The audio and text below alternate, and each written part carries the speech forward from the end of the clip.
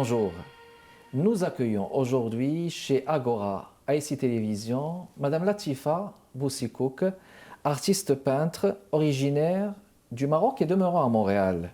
Sa démarche artistique s'appuie sur son interpellation des valeurs telles que l'amour, l'amitié, la diversité, la persévérance, l'échange et nombre d'autres valeurs à véhiculer. Sa peinture met aussi en valeur, entre autres, la valeur architecturale particulièrement ancestrale du sud marocain.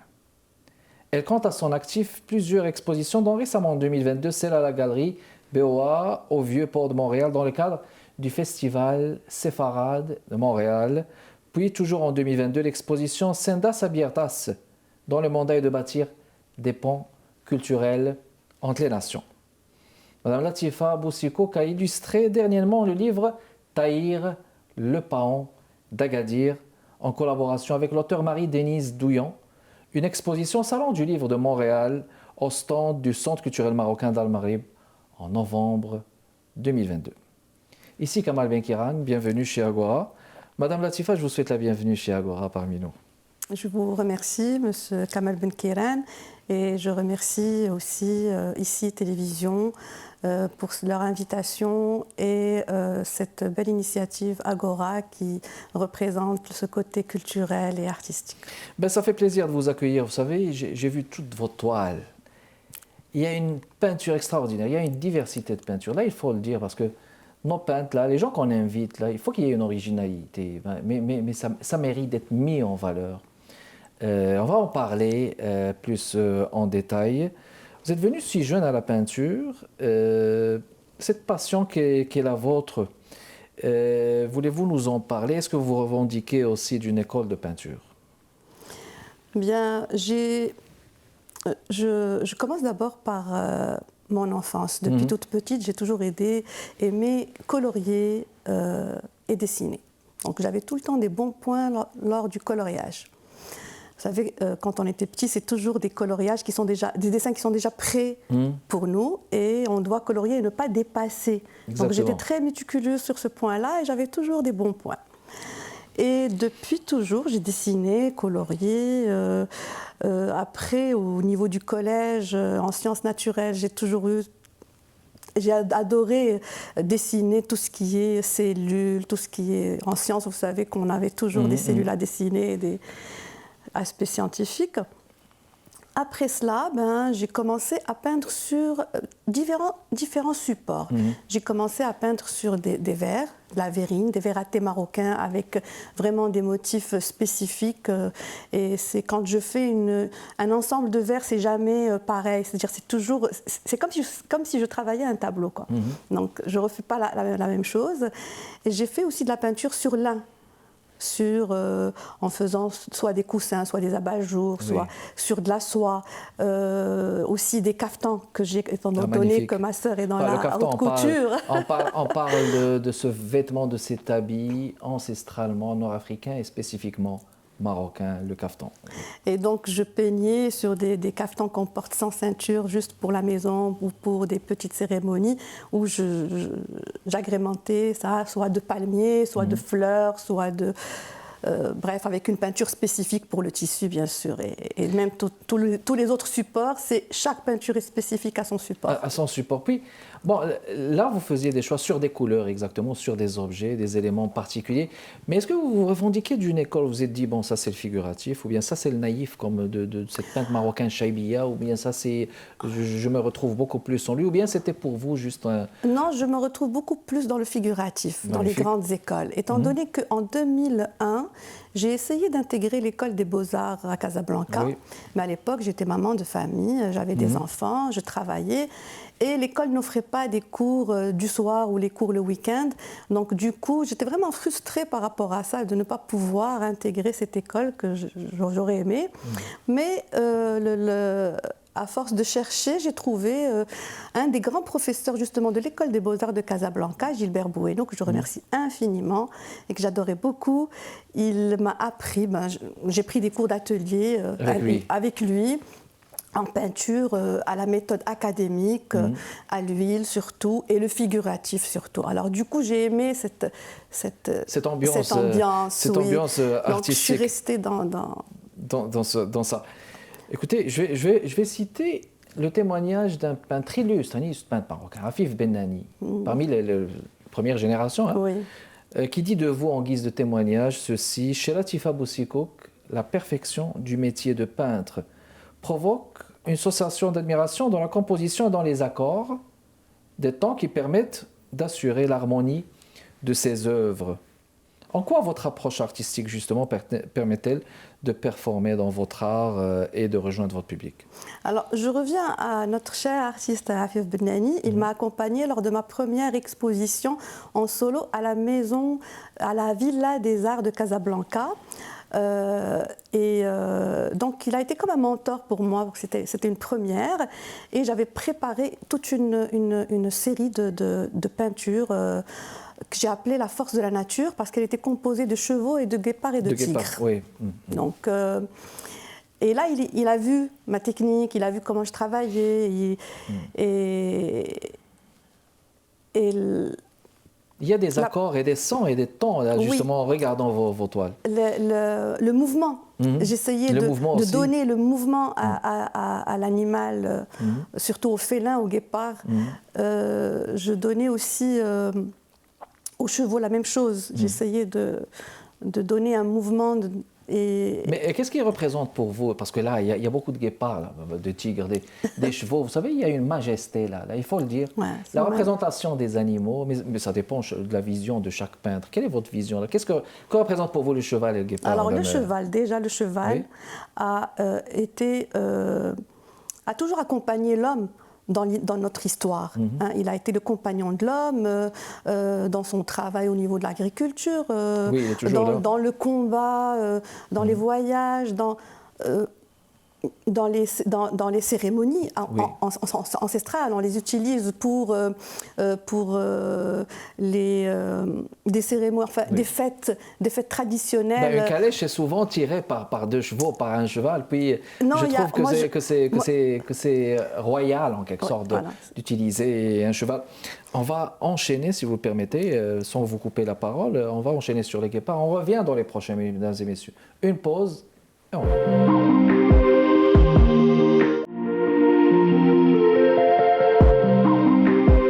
On est de retour avec vous, mesdames et messieurs, chez Agora, ici, télévision. J'accueille une artiste peintre, Latifa Boussikouk, une montréalaise, originaire du Maroc, qui fait de magnifiques choses avec la peinture, des toiles, une diversité de toiles. Elle s'intéresse au sud marocain, mais là, on parlait tout à l'heure de son intérêt aussi pour le cheval et le guépard.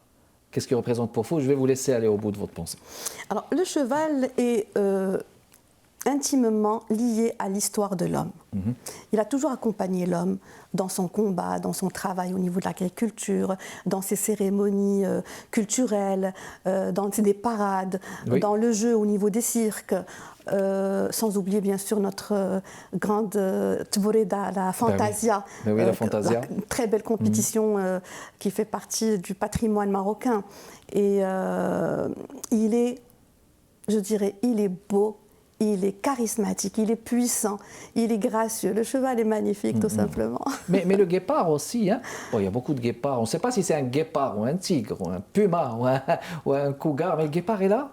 Et puis, qu'est-ce qu'il représente pour vous? Le guépard, il est très raffiné. Okay. Hein, il est raffiné, il a une belle silhouette. C'est le style. Il a la grâce. Quand il se tient avec... Quand on le voit, là, moi je regarde beaucoup les films documentaires et donc je vois comment il est assis, comment il regarde l'horizon, comment il est avec la guépard maman, comment elle est avec ses petits, tout. Sa démarche, c'est quand il court, c'est le plus rapide, de tous les félins, il fait du 110 km/h. C'est incroyable, il peut précéder, il peut être le premier là avec une Lamborghini, on ne sait jamais. Le bon Dieu l'a doté d'une robe, je dirais, magnifique, avec toutes ces taches qui font sa beauté. Quoi. Qui font sa beauté, comme on peut le voir là, comme vous pouvez le voir, mesdames et messieurs, dans ces toiles de notre invité. On va parler de vos expositions. Oui. 2022, en novembre, exposition dans le cadre du festival Séfarade de Montréal, à la galerie BOA, au Vieux-Port de Montréal. Oui. Ça, c'était le tout dernier? Oui, tout dernier, où j'ai exposé justement, bon, j'ai déjà, on a parlé du cheval, Oui, oui. j'ai exposé, alors là, j'ai changé ma technique, c'est-à-dire qu'au lieu du figuratif, c'est un figuratif, mais avec cubisme. J'ai rentré Vous avez fusionné? J'ai fusionné un peu les choses, et aussi, j'incorpore aussi la feuille d'or dans mes toiles. J'ai fait aussi des casbahs, traditionnel, bien sûr, couleur terre, couleur ciel. Mais là, c'est le sud marocain. C'est le sud du marocain, avec des casbahs qui sont abstraites en les représentant avec la feuille d'or.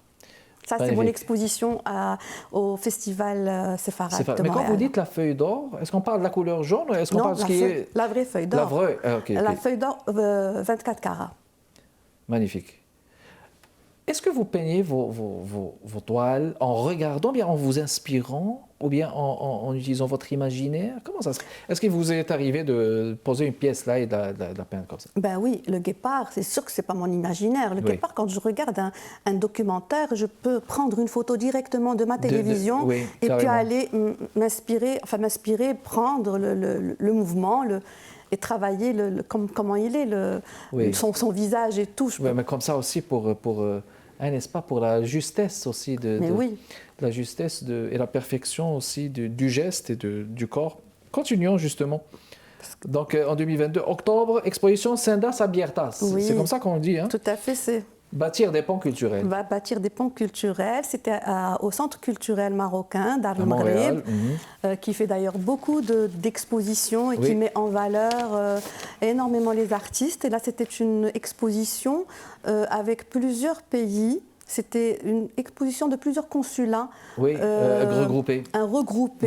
Et donc, ça a permis de voir d'autres façons de faire, d'être là à encourager la diversité culturelle et de faire connaissance avec d'autres artistes, de voir d'autres façons, d'autres techniques. D'autres techniques, d'autres sensibilités. D'oser aller aussi à la recherche, parce que des fois, on est un peu saturé de ce qu'on fait, on veut voir ce que font les autres aussi pour s'inspirer ou pour mais là, fusionner. vous parliez de ponts culturels, c'est intéressant. En quoi le fait de bâtir des ponts culturels vous permet de performer justement dans votre art? L'art, l'écriture, l'art visuel ou l'écriture, la littérature, toutes sortes d'art permet un pont entre les nations. Nous amène vers la diversité et la tolérance. Nous amène vers des valeurs, oui. Vers des valeurs. Connaître autrui, connaître... c'est-à-dire, on travaille avec la couleur dans l'art, mais sans mettre de couleur dans la diversité. Oui. C'est-à-dire, sans cela, sans les arts, il va y avoir quelque chose qui manque, n'est-ce pas, là? Sans les arts, ça ne va pas nous permettre d'aller vers l'autre, de découvrir. C'est peut-être un autre moyen comme la musique. Hein, tout à fait, la musique, le 7e art. Le 7e art, tout ça. Madame Latifa Boussikouk, voici venu le temps de parler de ce magnifique livre. Une de vos illustrations qui m'a particulièrement fasciné. Tahir, le paon d'Agadir. Une première collaboration entre Latifa Boussikouk et l'auteur Marie-Denise Douillan. Comme vous pouvez le voir, mesdames et messieurs. Regardez cette belle illustration, un paon, mais surtout ça rime. Tahir, le paon d'Agadir, c'est une première pour vous. Quel impact elle a eu sur vous? L'illustration, j'ai eu l'occasion, par le biais d'une amie, de faire connaissance avec Marie-Denise Douillan, qui voulait justement, pour son livre-là, avoir un artiste marocain, quand il va illustrer Agadir et le paon d'Agadir avec toutes ce qui vient avec, soit imprégné, connaît déjà la région. Et effectivement, ça m'a permis de me remettre dans des souvenirs. Ça m'a permis aussi de lever un grand défi, parce qu'il y avait un défi de temps, déjà. Il y avait un défi du médium que je n'utilise pas, parce que j'ai travaillé avec l'aquarelle. Donc je n'osais pas, je disais, mon Dieu, comment ça? Ça aussi, c'est intéressant. C'était quand même, au départ, je dis, écoute Marie-Denise, je ne te cache rien.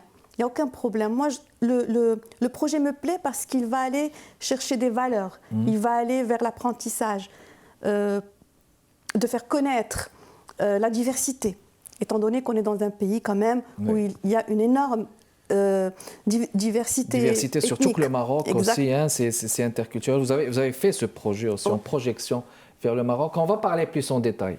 Après cette pause, mesdames et messieurs, on vous revient.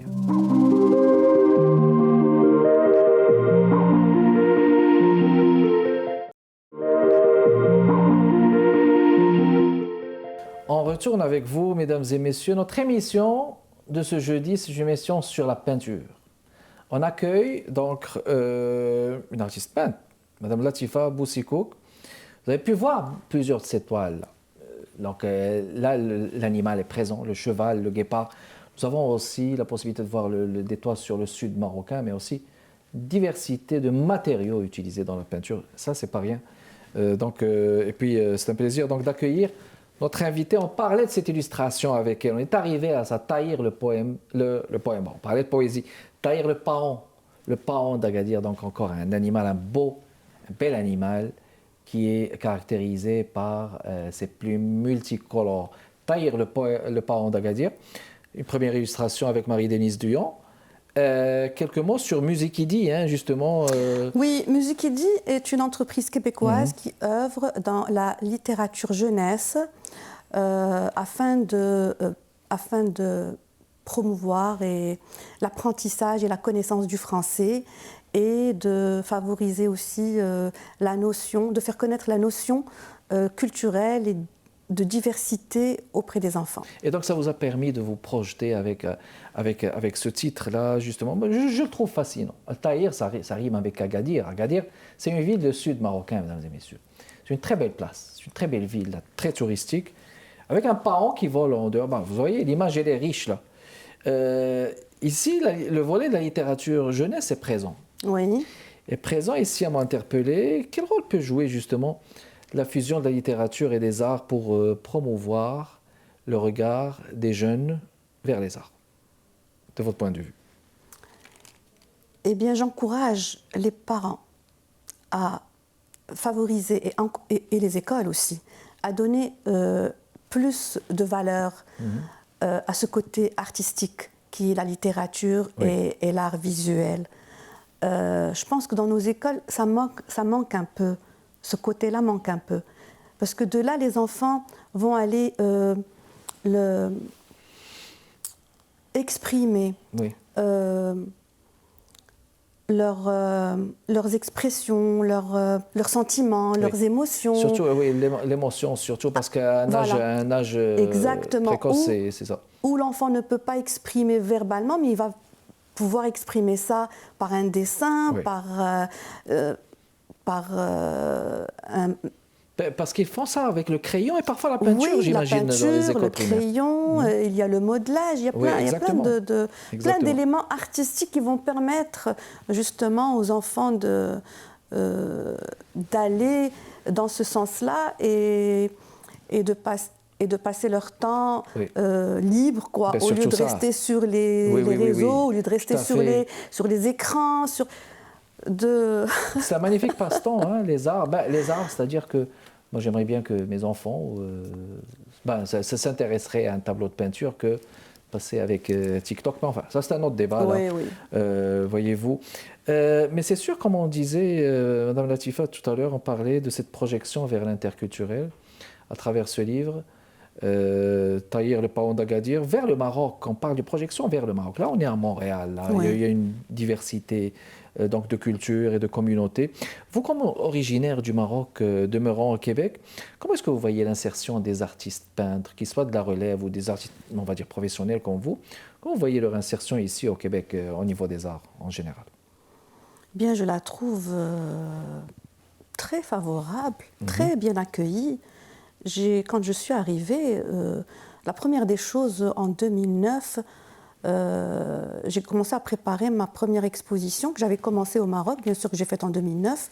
Et 2010, j'ai fait une exposition interpellée la même chose, Force de la nature, au centre Leonardo da Vinci.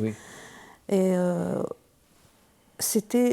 était très très bien accueilli. Après, j'ai fait partie du regroupement des artistes de Rosemont Petite Patrie, où j'ai participé à plusieurs circuits. Il y avait le circuit M de la rue Masson, et il y avait d'autres événements où... il y a de belles choses qui se font. De belles choses qui se font. C'est vraiment côté culturel, ici au Québec, il y a à faire. Et puis, il faut juste persévérer et aller de l'avant, aller chercher les choses. Ne pas rester à dire oui, les choses vont venir. Non, les choses ne viennent pas à vous, il faut aller les chercher. Il faut fournir l'effort et tout ça prend... fait. On le dit toujours dans l'émission, ça prend l'effort. Il faut aller vers l'autre. L'effort est très valorisé au Québec. On va parler de ces reconnaissances. Je ne vais pas passer de cette question-là. Il y a eu des reconnaissances vous concernant, Madame Latifa. Attestation de félicitations délivrée par l'honorable Jason Kenney, ministre de la Citoyenneté à l'époque, lors de l'exposition Force de la Nature, vous en parliez tout à l'heure, pour votre accomplissement remarquable et votre contribution à l'épanouissement des arts et de la culture au Canada. Bon, ça date de quelques années, mais voulez-vous nous en parler? Oui, c'était vraiment, ça m'a fait chaud au cœur, ça m'a fait plaisir parce que moi je ne m'y attendais pas. Moi je suis venue toute pimpante avec ma petite famille, allez hop, je vais faire l'exposition, j'ai invité tout le monde, j'ai invité le maire à l'époque, j'ai invité le ministre aussi, justement. Les élus aussi. Les élus. Et voilà, c'est pour ça que j'ai reçu cette attestation avec le conseiller justement du ministre qui est venu me présenter ses félicitations et m'encourager. Et depuis, j'ai continué à persévérer. Je me dis, ouais, c'est magnifique. C'est extraordinaire. Bon, voyez-vous, les artistes aussi, ce sont de magnifiques ambassadeurs de leur pays. Et là, on a justement une preuve vivante qui est la vôtre, là, justement, avec cette reconnaissance. Ça doit faire plaisir, une reconnaissance. Mais oui, c'est toujours... Je l'ai là, elle est vraiment gardée là, lorsque vous la regardez, vous sentez... Alors, il reste à peu près 1 minute. On va prendre vos projets d'avenir. Est-ce que vous avez des projets d'exposition qui s'en viennent, des projets d'avenir? Oui, Inch'Allah. Au mois de mai, je vais justement... préparer une exposition. Elle sera une exposition collective. On n'a pas encore... donner le nom, ce sera avec Madame Houda Zmouri, la directrice du Centre culturel marocain, qui fait beaucoup de travail sur ce plan-là, côté artistique et encouragement des artistes. Et vraiment, je suis ravie et on est chanceux d'avoir ce centre ici au Maroc. Il faut dire, magnifique. Avec une directrice là, très vraiment, ouverte, qui est très gentille et puis avec laquelle on peut travailler pour beaucoup de choses. Alors voyez-vous, le temps passe vite. Ça a été un plaisir de vous accueillir, Madame Latifa. Vous aussi qu'artiste peintre, un plaisir d'avoir visionné, de revoir ces toiles. Je vous souhaite beaucoup de succès dans vos projets d'avenir. Merci de votre continuité à l'intérêt, mesdames et messieurs. Kamal Benkiran avec vous. Prochain rendez-vous jeudi à 15h30 chez Agora. Au revoir.